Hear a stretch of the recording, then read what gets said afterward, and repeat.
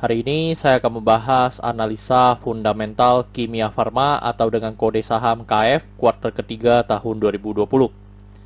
Pertama-tama ini disclaimer-nya, ini merupakan sharing analisa fundamental, bukan ajakan beli, jual, ataupun hold suatu saham, dan keputusan investasi ada di tangan teman-teman selaku investor.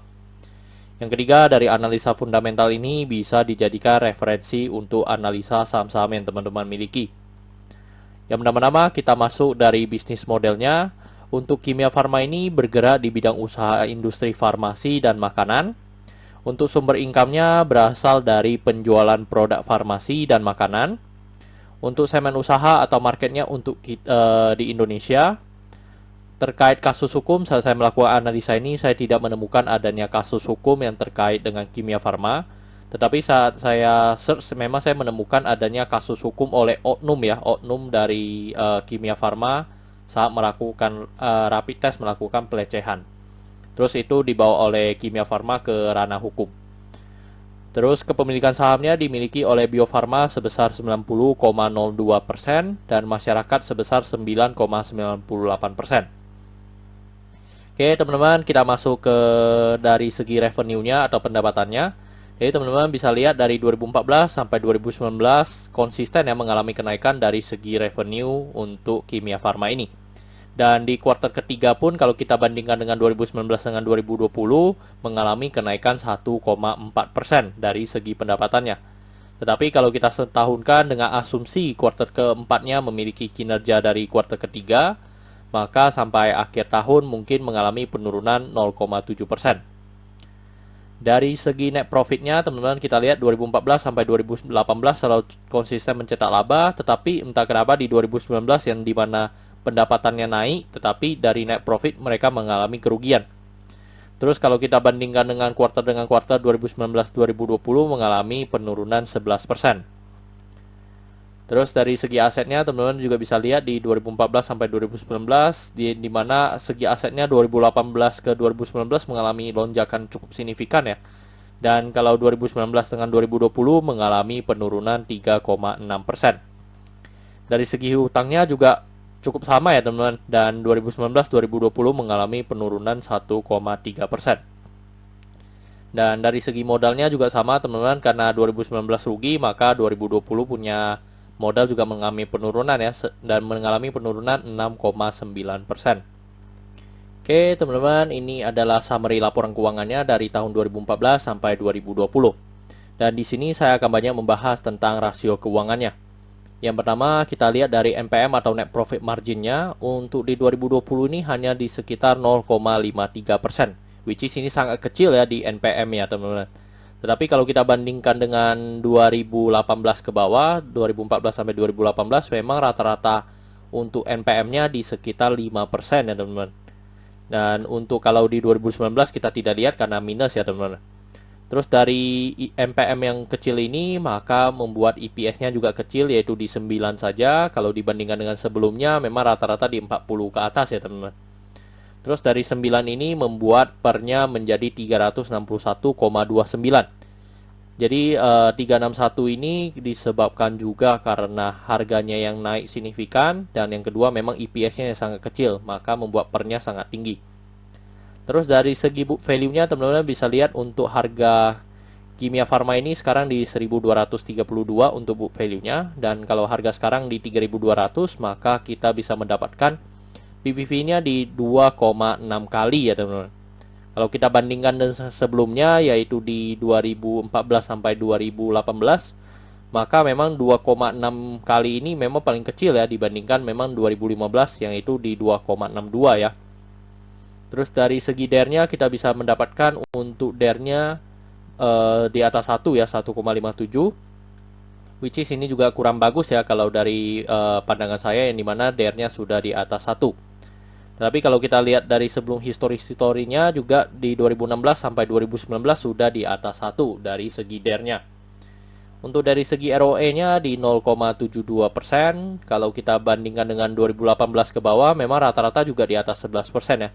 Jadi di mana tahun 2020 ini di kuartal ketiga ini untuk dari segi MPM atau laba bersihnya aja memang cukup rendah ya dibandingkan dengan tahun sebelum-sebelumnya.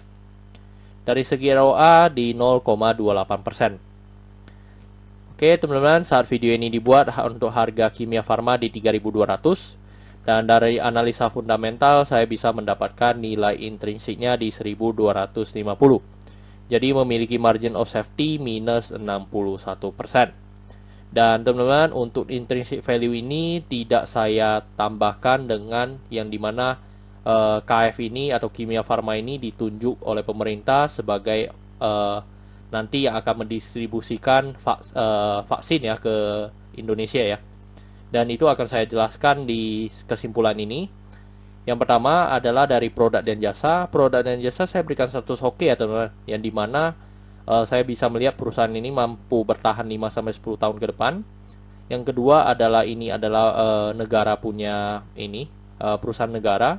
Yang ketiga adalah dari produknya. Jadi produk yang dijual itu selama kita hidup kita masih butuh lah untuk produk-produk dari Kimia Farma. Jadi itu alasan saya berikan status oke. Dari GCG-nya saya berikan status oke juga karena saya melihat tidak adanya kasus hukum dan pemegang saham mayoritasnya di Bio Farma sendiri ya teman-teman. Dari segi revenue saya berikan status oke karena dibandingkan dengan tahun 2019 cara pendapatannya memang lebih baik dibandingkan dengan tahun ini lebih baik dibandingkan dengan tahun sebelumnya. Untuk dari segi net profit saya berikan status no karena dari net profitnya juga masih sangat rendah ya teman-teman, dan di kuartal 3 pun dibandingkan dengan tahun sebelumnya juga kurang baik ya teman-teman. Terus dari segi aset saya berikan status no juga karena mengalami penurunan. Liability saya berikan status no karena DER-nya di atas 1. Untuk book value saya berikan status no karena harga sekarang dijual di atas book value-nya. Untuk dari segi sektor ini sebenarnya tidak ada hal yang terlalu perlu kita concern. Tetapi kalau jika liability-nya no, maka saya berikan status sektornya juga saya berikan status no. Untuk ROE saya berikan status no karena tidak 2 kali bunga deposito ya atau 9% yang saya anut. Untuk margin of safety saya berikan status no karena negatif, dan negatifnya cukup signifikan ya di 60% ya teman-teman. Terus untuk dividennya saya berikan status oke karena saya lihat dari historinya 2018 ke bawah memang mereka masih sangat loyal membagikan dividen kepada investornya. Oke teman-teman, jadi kesimpulannya adalah 4:11. Dan pertanyaannya adalah apakah saya akan memberi saham Kimia Farma ini? Jadi teman-teman, untuk Kimia Farma ini saya tidak akan membeli sahamnya karena menurut saya juga udah ketinggalan momen ya teman-teman. Yang dimana juga harganya sekarang intrinsic value-nya jadi 1.200, sedangkan harga sekarang udah di 3.200. Jadi saya udah ketinggalan momen, jadi saya tidak membeli. Tetapi dalam satu sisi juga kalau teman-teman membayangkan future value-nya, yang dimana anggapan aja penduduk Indonesia itu kan 260 juta jiwa ya teman-teman. Anggap aja 200 jiwa, anggap 60 itu gak ada, kita anggap 200 jiwa. Kali aja kalau misalnya saat vaksin sudah jadi dan mereka Kimia Farma yang ditunjuk dan mereka monopoli ya teman-teman. Jadi yang dimana semua penduduk Indonesia harus membeli vaksin itu dari Kimia Farma. Dan anggapan aja penjualan satu vaksin itu 10.000. Mereka profitnya 10.000. Jadi kalau kali 200 juta jiwa aja udah 2T ya teman-teman. Dibagi distribusinya mungkin 4 tahun. Berarti mereka dalam setiap tahun udah pasti ada net profit ya. Net profit dari penjualan vaksin 500M ya teman-teman. Ya itu mungkin future value yang sangat bagus ya. Tetapi karena saya konservatif, yang dimana saya juga lihat dari laporan keuangannya, dan saya future value-nya anggap pun harganya kalau misalnya di 2000-an menurut saya masih oke ya untuk untuk membeli saham ini. Tetapi kalau teman-teman udah di harga 3000-an, ya menurut saya juga agak riskan ya, atau agak beresiko ya teman-teman. Tetapi kembali lagi ke teman-teman, lakukan analisa teman-teman. Kalau dari versi saya tidak akan membeli saham Kimia Farma ini karena dari laporan keuangannya juga tidak begitu menarik ya bagi saya. Terus kalau dari teman-teman yang sudah mengkolek mungkin Kimia Farma di harga 1000-an, menurut saya ya itu hold aja terus sampai memang vaksinnya jadi dan sampai kita mendapatkan laporan keuangan yang setelah ada vaksinnya jadi ya teman-teman.